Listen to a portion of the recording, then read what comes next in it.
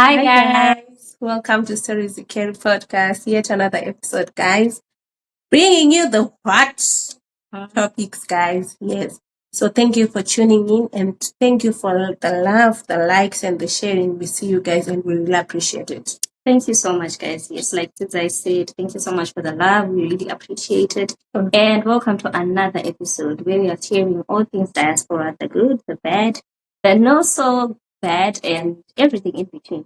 So on this episode, you're going to be joined by a guest, our honored guest, Eleazer, who's a pilot and he's also in the aviation industry. He's been in the industry for 7 good years, guys. Yeah. So he's got a lot to share with us about the industry and his relocation journey and going back home, guys. So stay tuned for that. It's quite a lot to unpack in this episode, and we hope you enjoy it. Stay tuned.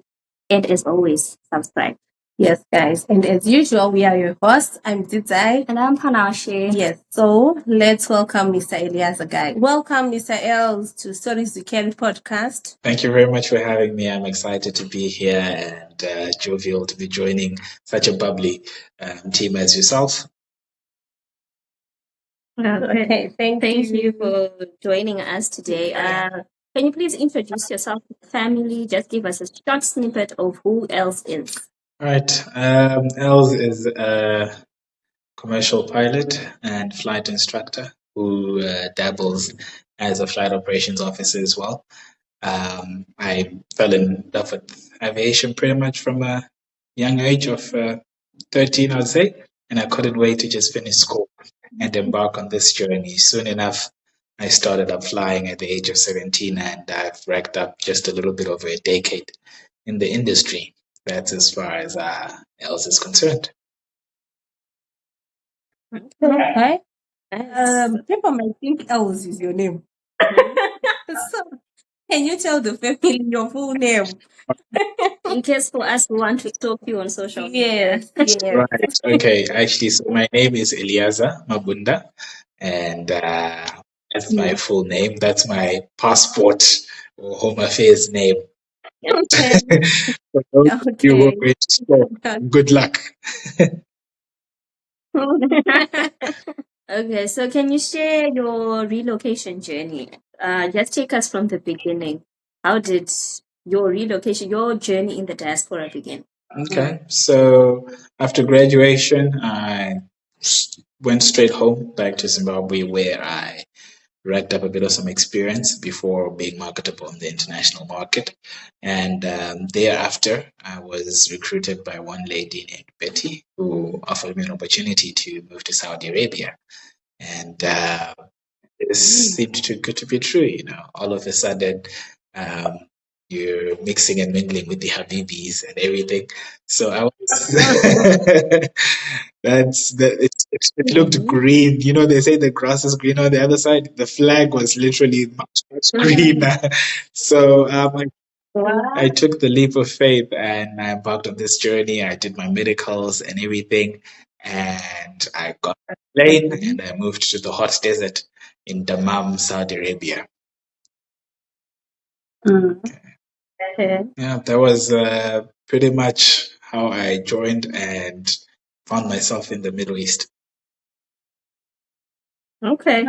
So, what were your expectations before moving to Saudi specifically, and how did the reality of being in Saudi compare to your expectation? Okay, so, well, one thing that I expected when I moved to Saudi, first thing is green, the money. I was expecting a ton, as was written on the offer letter, of course. So that was the most enticing factor. Over and above, I was looking forward to exploring the Middle East, getting to visit places around. You know, everyone, when they hear Middle East, they think, Habibi, come to Dubai. So I was looking forward to experience of just going around and getting to see places. I was also expecting to see beautiful infrastructure, you know, skyscrapers and so forth. Well, I was expecting to see some things as well as to learn the culture and get to see what the culture was all about, explore it, you know, seeing people wearing a thobe, right? Did I get it right? Yeah. Go. Yeah. You So I was looking forward to my first thobe experience and everything. So those were my expectations, and the reality was more of a 50-50. I'll give it that. I did get to experience the culture, meet the people, and they were quite some fun loving and generous people, I would say. My experience. I did see the amazing buildings, especially when I visited Riyadh, the capital, landing at King Abdulaziz International for the first time. It was breathtaking, and just seeing the lights everywhere, especially at night. You won't believe how the lights are at night. Uh, Yeah. Yeah. it's almost like it's daytime, you know. Very cool. So on that front, I must say there was some positives. I'll put it that way, and there were also some setbacks that were I wasn't expecting. Something like culture shock, you know, where certain things which you're used to and you think are common suddenly are no longer acceptable in the community in which you find yourself in. An example of this would be one day I rocked up in shorts and vest going to the mall, you know. And to me, this was pretty it was a hot day, only to be stopped. Yeah, so it's normal to you. Yeah, I was haram at that time. Yeah. You were without the knowledge But of it. you know Yeah. what? Being my inquisitive self, I asked, what is haram about what I'm wearing? Then they said, no, you are showing your Yeah. legs. Your legs will tempt women. This was the first time I heard this. I didn't know that a man's legs should tempt That women. women are tempted by legs, by men legs. This was the first, you know. So then I learned that, oh, okay, Yeah. I have some interesting legs. Now I must protect them, you know. So these are some of the things, again, you find that when you're entering into public spaces like the mall, is what they call moral police, who are there to ensure that these practices are upheld. And quite frankly, the first time seeing a lot of the moral police that I witnessed were female. I would expect them to be male, not to a female. So in my head, I was just wondering, what if I turn violent? How are these people going to actually restrain me, you know? Yeah. So you then realize that it is an environment where peace and tranquility travail. And one setback which I was not expecting was that most of the people actually do not speak English. They're most Yeah. throughout. So you quickly have to learn how to speak a little bit of Arabic, a bit, to just to get your way, you know.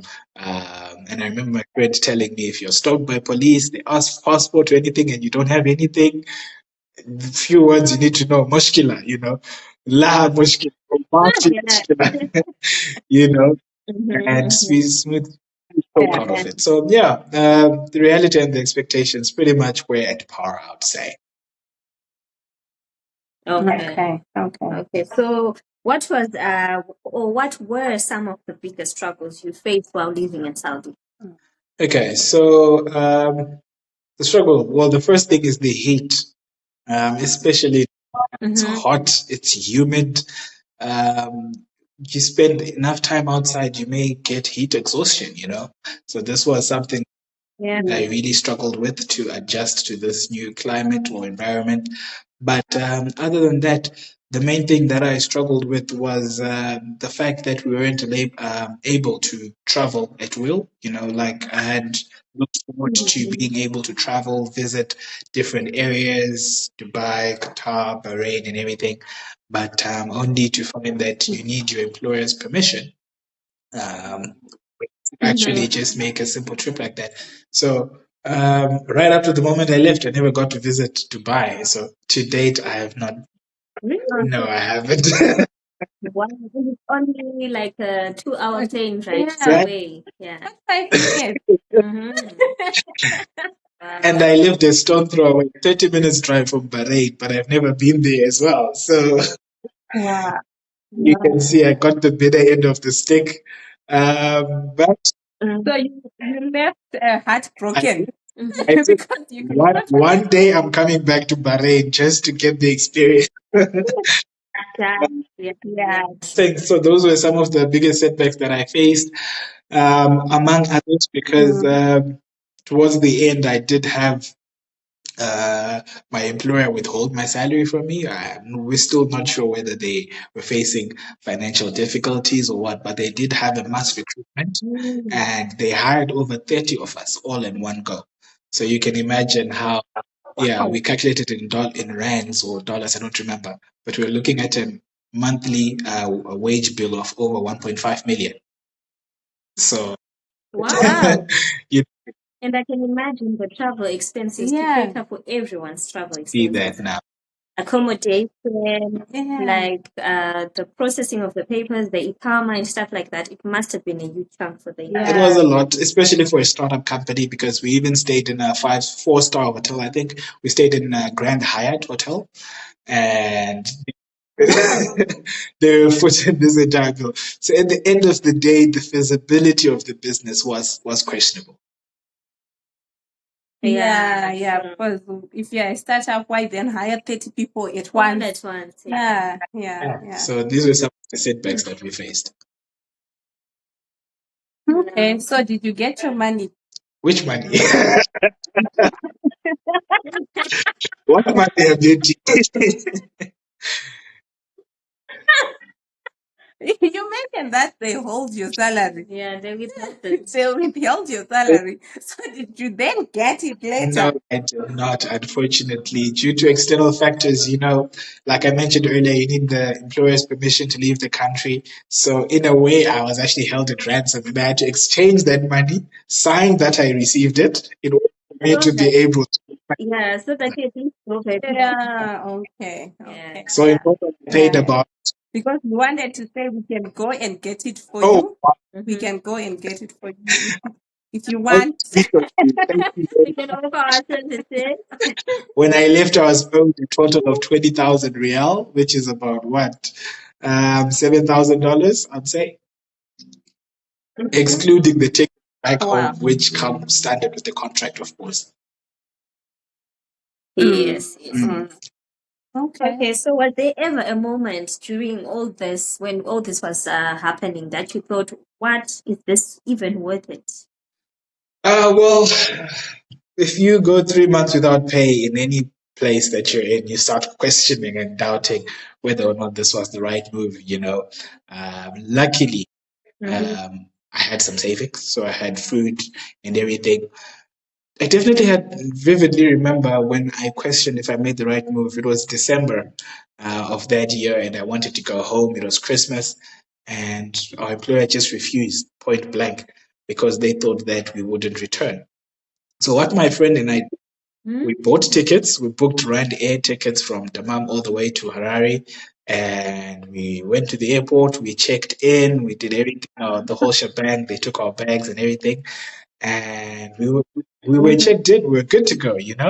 And then we went to immigration, and we're stamping out. Then the immigration officials look at it and like, mushkila, mushkila. Like, what's the problem? Where are your re-entry? Re-entry They're visa. like, no, you don't have exit visa. Call your employer. You can't go. And just like that, we missed our flight, guys, and we didn't get a refund for that. Like, literally, we had to turn back and go back home. So we spent Christmas sulking at home in bed, and that was $500 gone just like that. So, Just like that. those moments you start to question and wonder, did I even make the right move by coming here? And so, yeah, that was my moment for me. Okay. So what then triggered your decision to move back home? Like, what was the final straw? Like, I'm done. For me, even my current employer knows this. I have one policy: don't touch my money, and we'll be good. Because you're after money. That's the only thing that motivates I am a you. breadwinner. So if you don't touch my money, we'll agree on anything and everything else. Because I forgot to mention, we used to start work at 3 a.m., 3:30 a.m., and finish at 12 noon because of the temperatures. We would try and catch the colder. Yeah. So by 12 would be done. 11, 12, you're done. and you get home. So all these things were very minor in my view, up until my money went missing. Because Mm-hmm. you touch a black man's money, The money was in hey, you started the war. You So I remember, you can't mess around with someone's food. so the first time the salary didn't come. You waited 2 weeks, nothing happened. After 2 weeks without salary, I stopped going to work. I said, you know what, you guys are not serious. I'm out. That was it. So you're thinking that Mm-hmm. maybe they were The African in you was now it coming was out. coming up, it was rolling. It was nasty. I remember I decided, no, if I have not been paid, I do not show up for work. It's that simple. And you think that Mm-hmm. this would shake them up. No, it didn't. We went month two again, no salary. And it wasn't just me, entire Wow. team.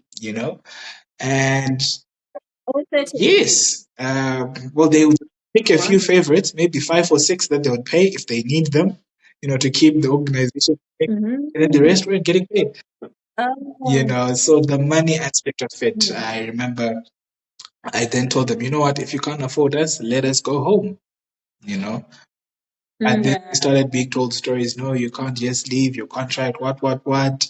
Yeah, we have every right to hold you in this country. And wow, then we were really in flagrante In a pickle.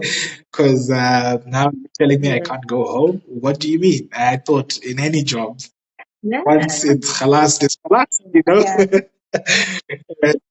Yeah. But no, these guys then insisted. Then I said, okay, you know what? You guys, if you're going to keep us here, fine. I'm going to be here in the hotel. And I remember I spent a good 90 days in Grand Hyatt Hotel without ever setting foot in. Wow. Yeah. Yeah. Okay. And you were increasing their bills, yet they are Mm-hmm. telling you that they don't have money. Funny Imagine. story is they actually weren't paying the hotel at the time. Hey, so they weren't paying anyone. They Wow. just had an open tab running. So during that stay, at some point we got to our rooms and they were locked. And then we called, and then the Wow. reception says, "Oh yeah, it happens automatically if your bill hasn't been settled." And then we're like, "Contact the employer," and then they gave us access. Yeah, Mm-hmm. it's not our fault. So yeah, all these little nitty gritties they add up and pile up. Eventually, you're like, home is best. Yeah, true, true. So was it a difficult decision? And was it a difficult decision to say, I'm now going back home? And did you face any criticisms when you returned home? As my mother always says, north, east, west, south, but home is best. So coming back home was one of the easiest decisions I'll ever make. There's no place like home. And when I eventually got my exit visa, I did not waste time. I got it in the afternoon, the evening, I was on a plane home. So it was a very easy choice. Once I had the green light, I scanned it and I Yeah. got money for a ticket and I returned home. Criticism will be twofold. From home, not really. I was welcomed with open arms. Only one or two that would ask how you ended up in that situation in the first place, which, to be honest, Yeah. we just ridiculed such nonsensical questions because who is not going to look for Yeah. greener pastures in the right state of mind, right? Um, Exactly. on the other hand, criticism from among the team. Remember, I told you from the whole 30 bunch, you'd have like 7 or so who are paid regularly and constantly. So I remember Mm-hmm. I had some very close friends, which I had when we were all going to work and everything was fine. But once I pulled out, I suddenly became the enemy of the company or Wow. of their great trade. And to date, we've lost touch and we Yeah. don't talk with such friends. They just pulled out and I became public enemy number one. Because quite frankly, I was at the revolutionary front of this movement of getting out. So in their minds, I was the Robert Mugabe of the day. Exactly. And this didn't sit Mm-hmm. quite well with them. So there was a bit of some criticism, but only from those who benefited from the gravy train continuing forward. Oh, okay. Okay. Yeah. So did you feel like you were giving up, or it felt like, no, I'm going to start afresh? Whoa, giving up. Okay. It was twofold because remember, like as you can see, I don't know if you can count the bars on my shoulder. One, two, three. That means I Wow. am I am recognized where I am. I am recognized as a three-star general, as we put it. Now, when we moved there, one thing that the employer had not been honest and transparent with us about was that the local systems actually did not recognize our previous experience and qualifications. So we got there and we became Wow. students, uh, as you Wow. can imagine. So not only were we students, but we were told, I think I wrote 8 or 10 exams in that country for me to be able to qualify to start flying. We took these exams I Wow. passed all of them, I think, with an average of 90%, which is fine. But even Mhm. after passing those exams, the examiners within the country then would subject us to 4 hours of questioning before giving us a license. 4 hours to Wow. just get your license Quite as good. as a Mhm. pilot, and then another 4 hours of questioning to just get your license as an instructor. And he would be asking, reading a book. You would have to speak from your head. So you can imagine eight Wow. hours of talking. 4 days an hour. Yeah. After that, then we go fly for another 5 hours. So on Wow. that front, but Yeah. That's a tedious process. we did say that this was a bit too much because the same course, or if you were a local and you're trying to go through the same process, it would be 1 hour of each. So on that front, So why then give you more there was a hours? little bit of resistance, as to being expats Mhm. and foreigners versus Yeah. being a local. So on that front, I will admit we did give up quite a number of us, but with the company, it didn't feel like giving up because while we're fighting hard and pushing to try and get this achieved, the company then failed to meet their own obligation, which was to pay us their Yeah. agreement. Yeah. So on that front, the company is quite the one that let us down and breached contract. So it didn't feel much like giving up at that point. Okay. Okay. Okay. So tell us, how has been life since returning to Saudi? Considering now you have three, three lines, three lines. 3 bars are amazing. It feels like I've been reinstated back to my status. I remember one of the guys who we were with back in Saudi is now a chief of an entire company.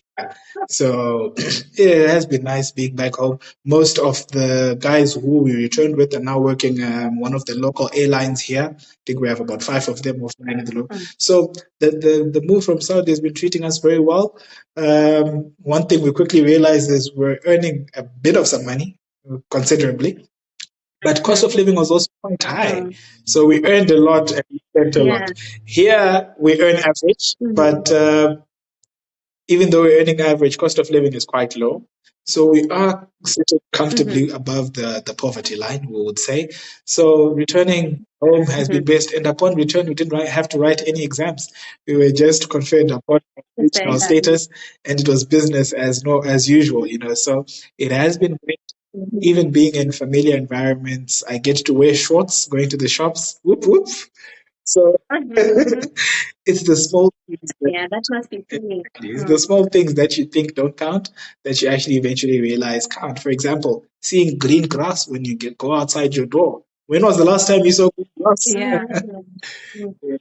Yeah. Exactly. You don't wanna Exactly. know. And we get to experience rain and showers here, lightning, thunder, all those little things, precious moments. Mhm. Yeah. Big Yeah, pressure. true. Mhm. So, do you feel you are now contributing more uh, where you are, or you feel you are contributing more when you were in Saudi? Definitely, Since you're an I'm instructor. definitely contributing more here because I'm actually teaching students. As fate would have it, I actually teach Arabic students, not specific from which country, from all Wow. over the Arab world, be it Libya, um, Egypt, Oman, all of them. So it did come in handy that I can speak a little bit of Arabic. But contributing wise, I'm contributing a lot because I am actually training these guys to return to their home countries and contribute significantly.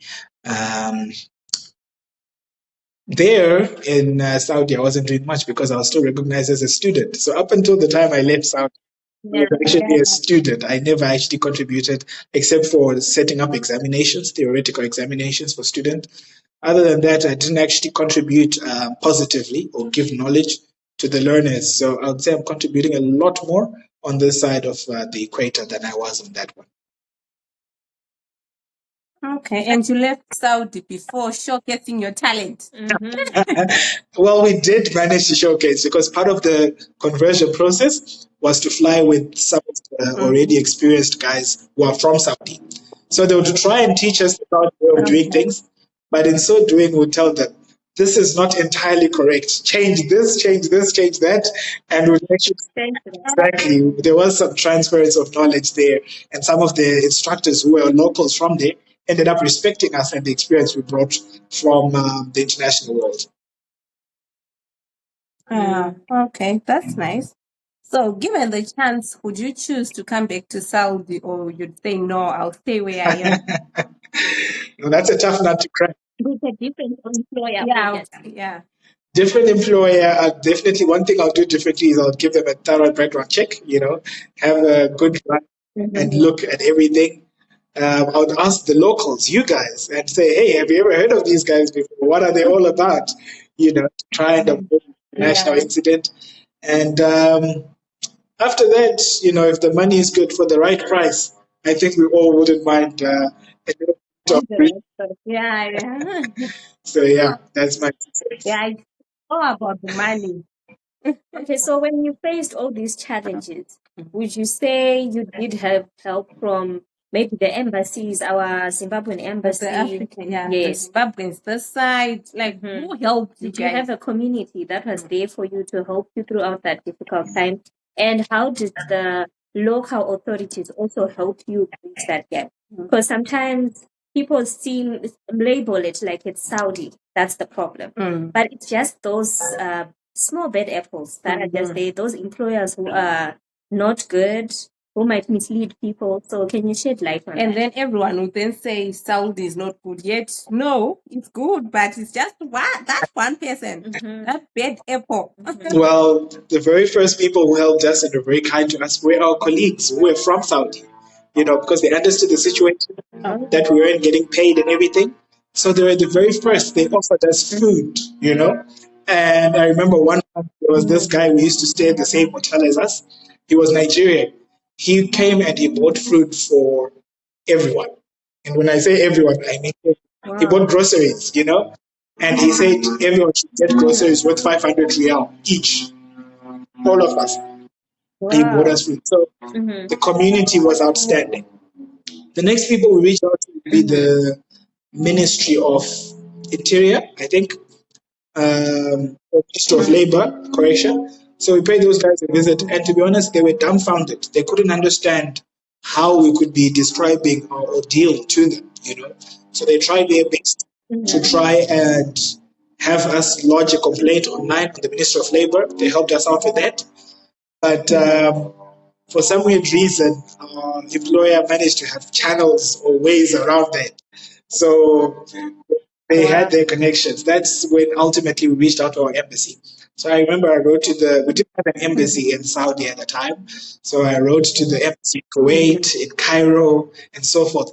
And the guys in Cairo were very helpful. I won't lie. Within a couple of weeks, they sent a delegation from Cairo all the way to Dammam, who came and met with our employer to try and find resolutions.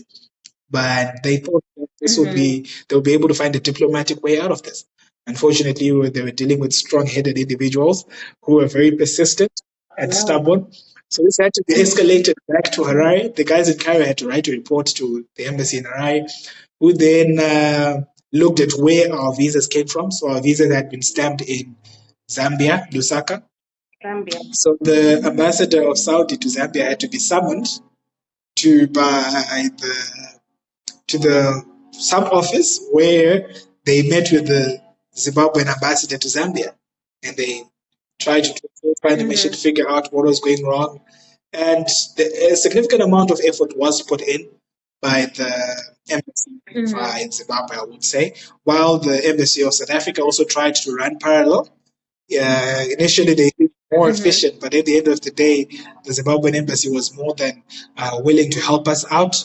I remember they even offered to purchase tickets for us to return back home, but it had a processing time of about 48 hours. And we just didn't trust our employer to wait another 48 hours. You didn't have the 24 hours. So You wanted to go exactly. Immediate. So the embassy was very supportive. I would say they went. I still have the ambassador's number. I believe we spoke on a one-on-one basis, and he would call and check up on us. So the embassy went over and up expectations, I would say. Well, shout out to the Egypt Zimbabwean embassy. Yeah, for Yeah, helping you out. shout out to them. Shout out Yeah, to those guys, yeah. yeah. Shout out to them. So, any words of advice to fellow expats, fellow pilots who would want to come to Saudi? Well, if you're a pilot, the first thing is speak to another pilot who's been there already, you know. I remember I did the same thing. I spoke to some guys who'd been in Saudi some 3 or 4 years before us, but the information they gave was a little bit censored, I would say. They gave us a very light version of the experience, which was not very accurate. So the first thing, speak to someone. And I would say, before moving to Saudi, there's actually nothing wrong with the country. The country does run and function well. The entire Middle East is a region where there are great and amazing opportunities. There are life-changing opportunities which can be explored. However, due diligence should be applied. Look into the background and history of the employer that you're wanting to join. Find out exactly the scale of their operation, and just try. And there's this platform called Glassdoor, which is available online. It can give you any checkup on whatever company you're interested in, just to get a bit of some background, and then you'll be able to make an informed decision. It is an amazing place. I was speaking to someone just a couple of days ago, telling me that they know someone who just joined the upcoming airline, Riyadh Air. It hasn't started operating yet, but the pilot is earning comfortably $18,000 per month while he waits for it to start. So you see, if Riyadh Air was to take an opportunity, of course I'll grab it with my arms open. Because so it isn't the land of opportunity, but due diligence must be applied. Be my 2 cents. Yeah. Any advice for other expats, probably those who aren't looking to go to come to Saudi? Yeah, but other countries. Something that you've learned along the way. The world is your oyster. Grab it by the horns, take it fully, embrace it, embrace the culture. I've been privileged to live in, I think, 7 countries now, and they're all different. They're all amazing. You learn different languages. So I can speak a little bit of Swahili, a little bit of Xhosa, a little bit of Sutu, a little bit, I don't know what the language is called, but in Namibian, So I have been and experienced different cultures. It's so worth it just stepping outside of your comfort zone of your home. There's an African proverb which says that a man who does not travel will forever think that his mother's cooking is best. So go out there, explore different dishes. Yeah, and we never know. You might find something that's best suited for you out there. Yeah. So we did not do justice to Mr. Els. He has been in 7 countries and we only focused on one. On Saudi. Well, we are going to have a follow-up on that. Well, on the other 6, then you will tell us more about the other 6. Definitely. I'll do you that one sometime. Yeah. So now, where are you working? In Zim or in another country? maybe the 8th country now. I'm back home where I did my training. I trained in South Africa where I graduated with my commercial pilot license. So around the world, South Africa is recognized as the leading training organization. We provide world-class training world over. So if you're into the training industry, this is where it's at. This is where training is done best. We tailor make our training and we deliver it, which is why I mentioned that we have students from all over the world, mostly from the Middle East. They all come here, we train them, and then we send them back out there. So I'm back as close as I can be to home, and I'm loving it here. Mm-hmm. Okay, okay, that's good. Mm-hmm. Well, that was a very informative interview with Mr. Els. Thank you so much for coming through and sharing your journey with us. We really appreciate it.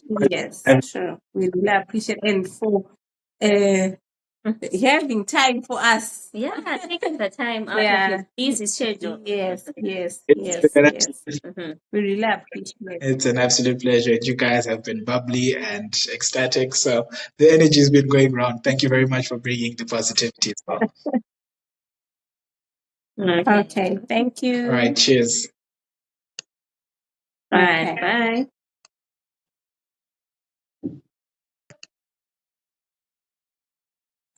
There you have it, guys. Mr. Els Mabunda. Quite an informative. Yeah. True. Mm-hmm. Yes, shared all the struggles that he had when he relocated to Saudi. So there you have it. There's two sides to every coin, like we always say.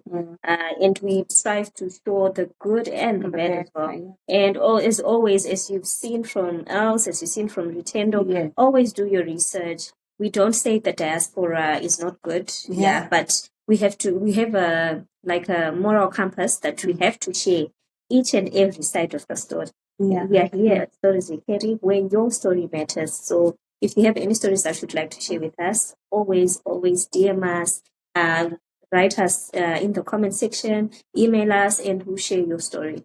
Yes, so don't hesitate, guys. We are there for you so that we can put your stories out there. So, yeah, that's it from us. Until next time. Bye.